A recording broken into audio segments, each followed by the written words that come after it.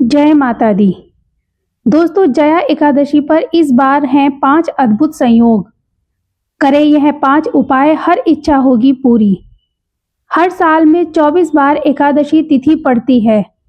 हर माह के कृष्ण और शुक्ल पक्ष की एकादशी तिथि पर विधि पूर्वक व्रत किया जाता है। साथ ही जगत के पालनहार भगवान विष्णु की विशेष पूजा होती है। माघ माह में जया एकादशी मनाई जाती है। माघ माह के शुक्ल पक्ष में जया एकादशी मनाई जाती है। इस दिन भगवान विष्णु एवं मां लक्ष्मी की पूजा की जाती है। साथ ही उनके निमित्त एकादशी का व्रत रखा जाता है। इस व्रत को करने से साधक की हर मनोकामना पूरी होती है।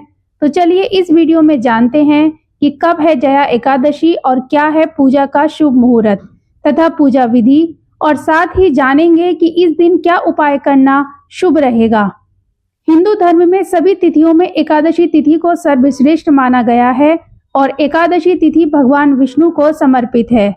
इस दिन किए गए उपवास, जप, तप व ध्यान का विशेष महत्व होता है।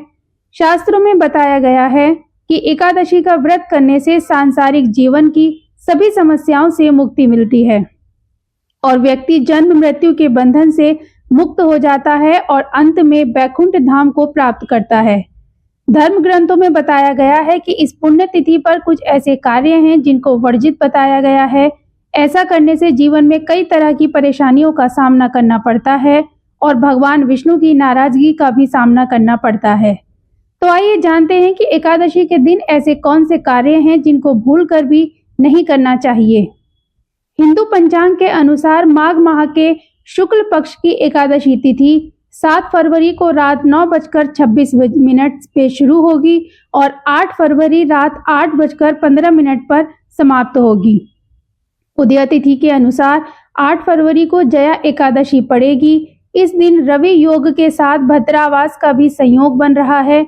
इसके अलावा 8 फरवरी की रात में शिववास योग का भी निर्माण हो रहा है। इस शुभ अवसर पर मृगशिरा और आद्रा नक्षत्र का संयोग है। इन योग में जगत के पालनहार भगवान विष्णु और मां लक्ष्मी की पूजा करने से साधक की हर इच्छा पूरी होगी। तो जया एकादशी के दिन क्या काम हमें करने चाहिए? जया एकादशी के दिन ब्रह्म मुहूर्त में उठना चाहिए। इसके बाद घर की साफ सफाई करनी चाहिए। इसके बाद गंगा जल पानी में डालकर स्नान करें। स्नान के बाद सूर्य देव को जल अर्पित करें और पंचोपचार कर विधि विधान से भगवान विष्णु और मां लक्ष्मी की पूजा करें।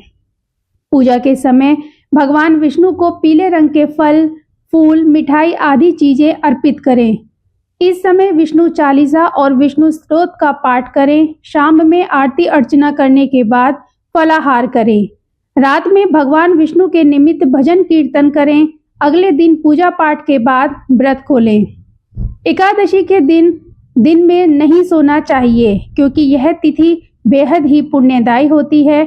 इस तिथि को पूरे दिन भगवान विष्णु के भजन आदि गाने चाहिए। एकादशी तिथि के दिन भूलकर भी चावल नहीं खाने चाहिए, चाहे आप उपवास रखें या ना भी रखें। धार्मिक कथाओं के अनुसार एकादशी तिथि के दिन चावल खाने वाला व्यक्ति अगले जन्म में रेंगने वाली योनि में जन्म लेता है।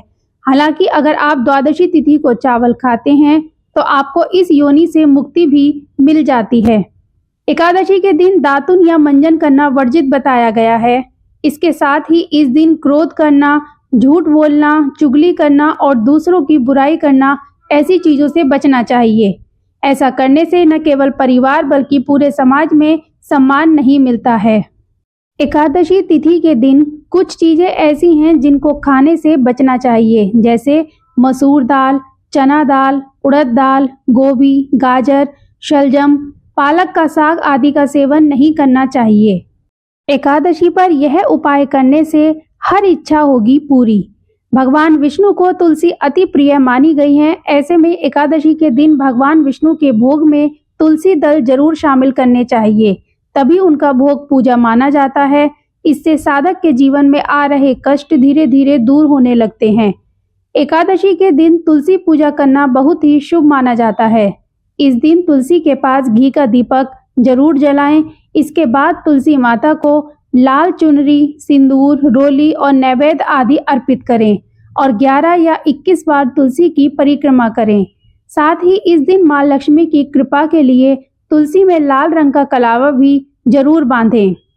अगर आप अपने घर में कभी पैसों की तंगी नहीं चाहते और आपके घर के भंडार हमेशा भरे रहें, तो एकादशी के दिन शाम के समय तुलसी के पौधे में गाय के घी का दीपक जलाएं और 43 दिन तक नियमित रूप से यह प्रक्रिया जारी रखें। ऐसा करने से घर में कभी भी पैसों की तंगी नहीं आएगी।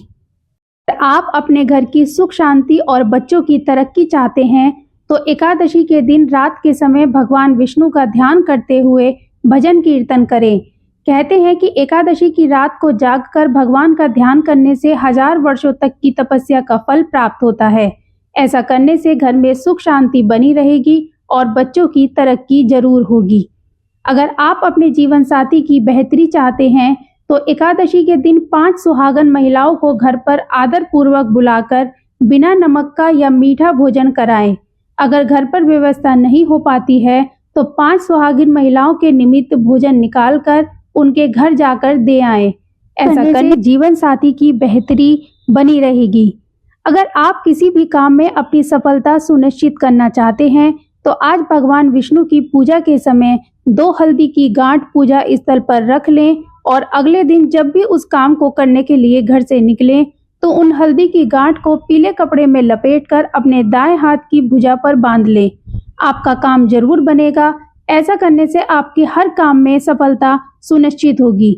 अगर अपने बच्चों की तरक्की सुनिश्चित करना चाहते हैं तो आज भगवान विष्णु की पूजा के समय चंदन घिसकर एक कटोरी में रख दें और जब पूजा समाप्त हो जाए तो दोनों हाथों से भगवान को पुष्पांजलि चढ़ाने के बाद उस कटोरी में से चंदन लेकर अपने बच्चे के मस्तक पर तिलक लगा दें।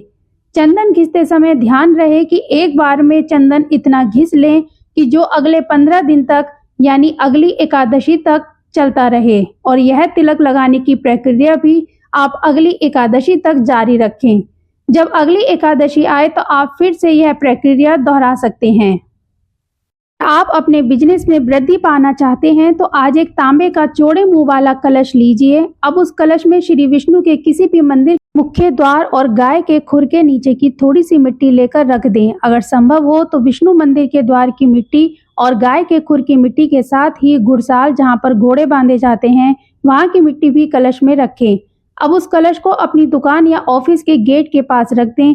नियमित रूप से अपनी दुकान या ऑफिस खोलते समय धूप उस कलश पर जलाएं। यह उपाय आपको 15 दिन तक करना है। ऐसा करने से बिजनेस में वृद्धि के साथ अन्य लाभ भी आपको देखने को मिलेंगे। परिवार के सदस्यों की समृद्धि बनाए रखने के लिए दक्षिणावर्ती शंख में जल भरकर भगवान नारायण को अर्पित करें। जल अर्पित करते समय शंख में कुछ जल बचाकर रख लें और उसे प्रसाद रूप में स्वयं ग्रहण कर लें। ऐसा करने से आपके परिवार की सुख समृद्धि बनी रहेगी। आप चाहते हैं कि आपकी सारी समस्याएं समाप्त हो जाएं और खुशियां आपके घर पर दस्तक दें तो पीपल के 3 पत्ते लेकर उन पर लाल रोली से ओम नमो नारायणाय लिखकर भगवान नारायण के मंदिर में चढ़ा दें। अगर किसी नए काम की शुरुआत करने जा रहे हैं तो शुरू करने से पहले गाय को गेहूं के आटे से बनी रोटी पर गुड़ रखकर खिलाएं। आपके काम की शुरुआत अच्छी होगी और साथ ही उसकी तरक्की भी सुनिश्चित होगी। ऐसा करने से आपको नए कामों में सफलता मिलेगी। तो आज की दी हुई जानकारी आप सभी को अच्छी लगी तो चैनल को सब्सक्राइब और वीडियो को लाइक करना बिल्कुल न भूलें।